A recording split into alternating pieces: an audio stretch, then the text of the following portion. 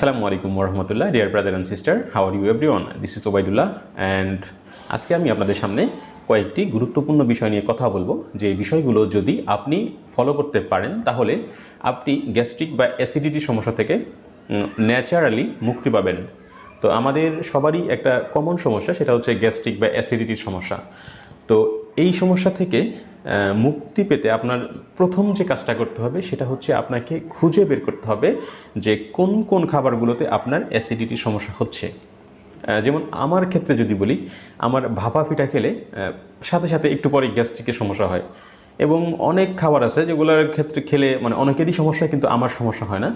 তো it's different each other. তো আপনার যেটাতে সমস্যা অন্যজনের সেটাতে সমস্যা নাও হতে পারে। এই ব্যাপারটাকে আপনাকে একটু ইনশিওর করতে হবে যে আপনার কোন কোন খাবারগুলো খেলে এই অ্যাসিডিটি বা গ্যাস্ট্রিকের সমস্যা হচ্ছে।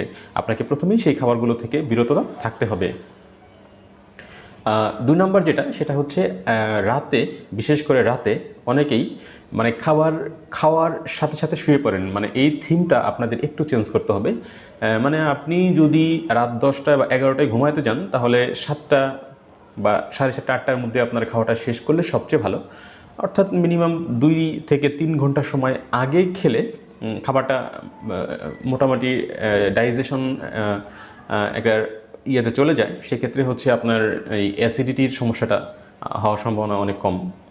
3 নম্বর যে সমস্যাটা সেটা হচ্ছে আমাদের অনেকেরই মানে খাওয়ার সাথে সাথে অনেক বেশি পানি খেয়ে ফেলি। তো খাবারগুলো যখন আমরা খাই সেটা তো আসলে খাবারের উপরে বিভিন্ন অ্যাসিড এনজাইম বা খাবারটাকে মানে ডাইজেশন করার জন্য প্রয়োজনীয় উপাদানগুলো সেখানে আসে। তো আমরা যখন খাবারের সাথে সাথেই অতিরিক্ত পরিমাণ পানি খাচ্ছি, আমাদের পুরো এনভায়রনমেন্টটাকেই চেঞ্জ করে দিচ্ছে।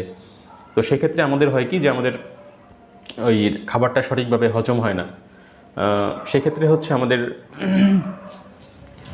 ইয়াগুলো মানে খাবার সাথে সাথে অনেক বেশি পানি খাওয়াটা পরিহার করা উচিত।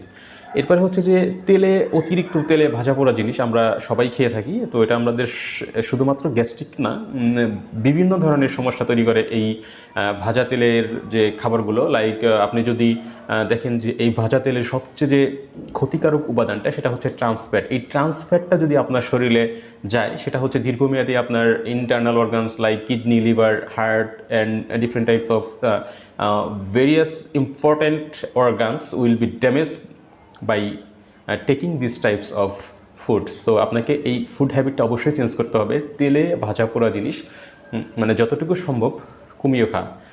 এবং আরেকটা বিষয় হচ্ছে অনেকেরই হতে পারে, সেটা হচ্ছে খালি পেটে কিছু জিনিস আছে যেগুলো খেলে গ্যাস্ট্রিকের সমস্যা বাড়ে। লাইক আপনি যদি খালি পেটে ডিম খান, অনেকের ক্ষেত্রে কিন্তু এখান থেকে গ্যাস্ট্রিকের সমস্যা হতে পারে।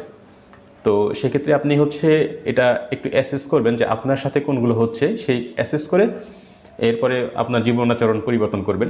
পারলে একটু এক্সারসাইজ করবেন, পারলে কিছুটা মানে সকালে ঘুম থেকে উঠবেন। এই বিষয়গুলো ফলো করলে আপনার জীবনাচরণ যদি পরিবর্তন করতে পারেন, তাহলে আপনি সব দিক দিয়ে সুস্থ থাকতে পারবেন। এইটাই সবচেয়ে গুরুত্বপূর্ণ পদ্ধতি to lead a healthy life. তো আশা করছি টিপসগুলো আপনার ভালো লাগবে। সবাইকে অসংখ্য ধন্যবাদ। আত তাওফিক হার্বস অ্যান্ড সার্জিক্যালের পক্ষ থেকে। আসসালামু আলাইকুম।